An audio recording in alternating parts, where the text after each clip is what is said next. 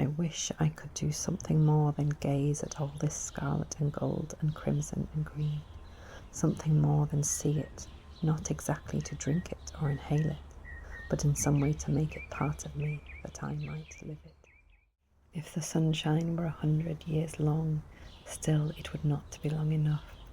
No, never enough of the sun and sliding shadows that come like a hand over the table to lovingly reach our shoulder. Never enough of the grass that smells sweet as a flower.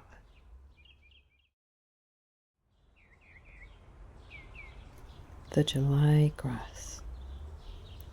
A July fly went sideways over the long grass.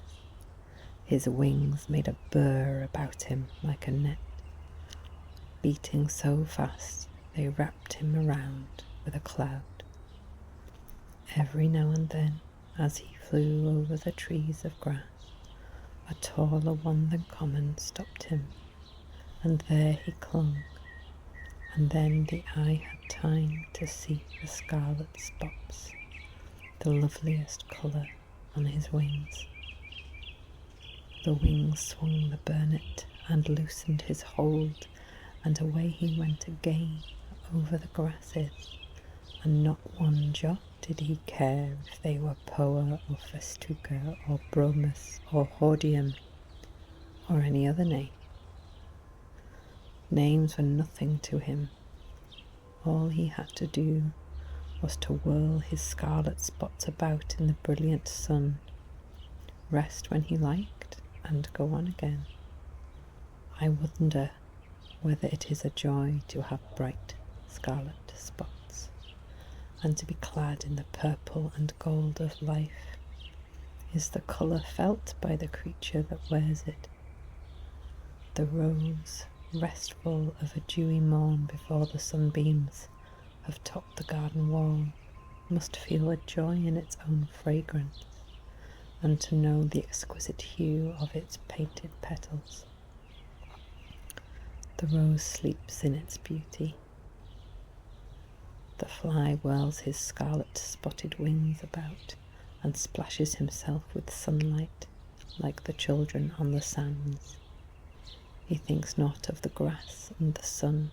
He does not heed them at all, and that is why he is so happy, any more than the barefoot children ask why the sea is there, or why it does not quite dry up when it ebbs. He is unconscious.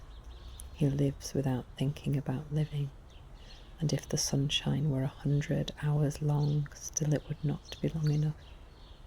No, never enough of the sun and the sliding shadows that come like a hand over the tables to lovingly reach our shoulder. Never enough of the grass that smells sweet as a flower. Not if we could live years and years equal in number to the tides that have ebbed and flowed, counting backwards 4 years to every day and night, backwards still till we found out which came first, the night or the day.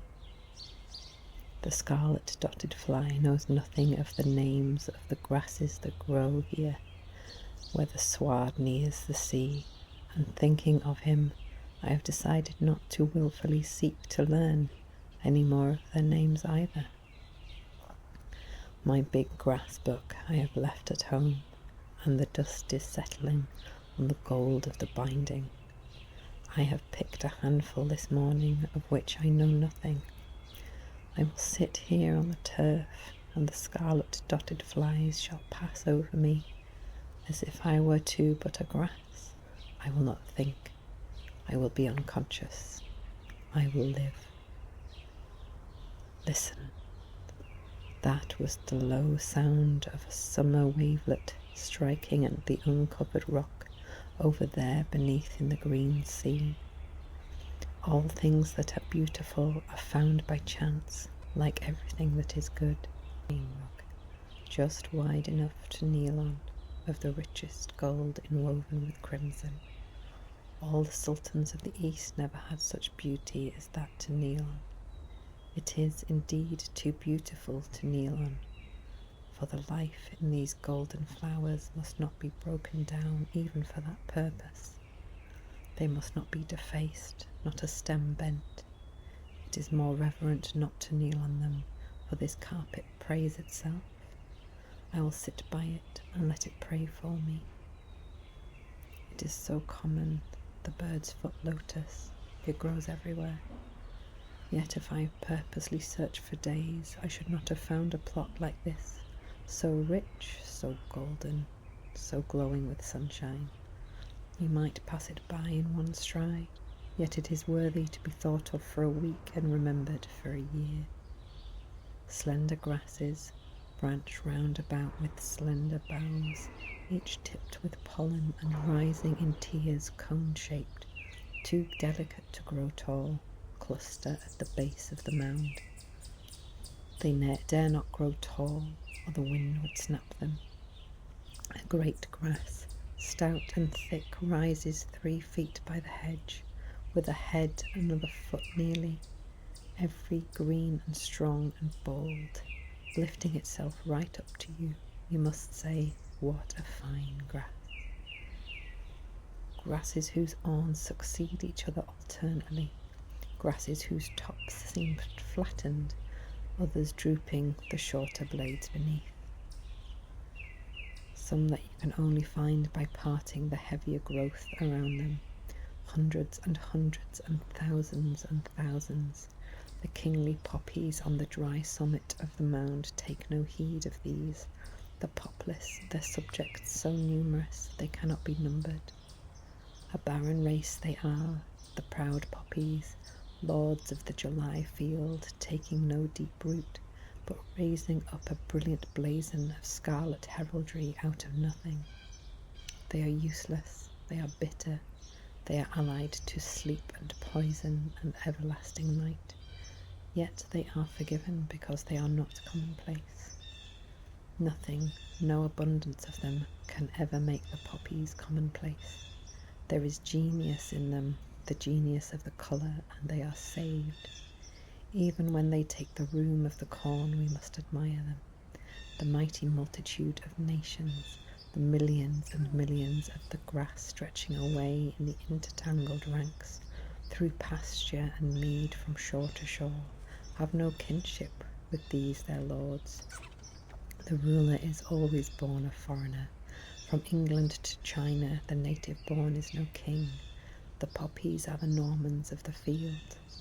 One of these on the mound is very beautiful, with width of petal, a clear silkiness of colour 3 shades higher than the rest. It is almost dark with scarlet. I wish I could do something more than gaze at all this scarlet and gold and crimson and green.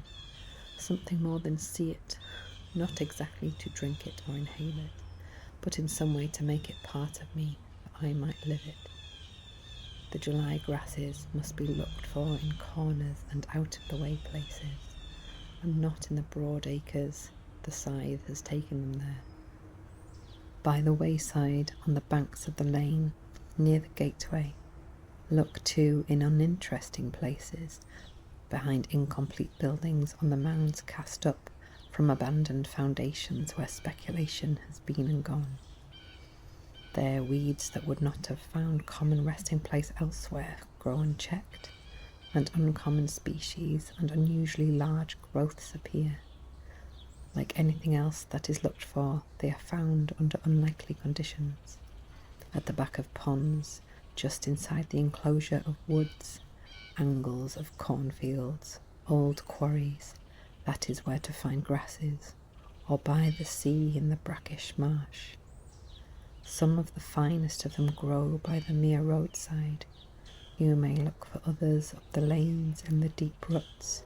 Look too inside the hollow trees by the stream. In a morning you may easily garner together a great sheaf of this harvest. Cut the larger stems aslant, like the reeds imitated deep in old green glass. You must consider as you gather them in the height and slenderness of the stems, the droop and degree of the curve, the shape and colour of the panicle, the dusting of the pollen, the motion and sway in the wind. The sheaf you may take home with you, but the wind that was among it stays without.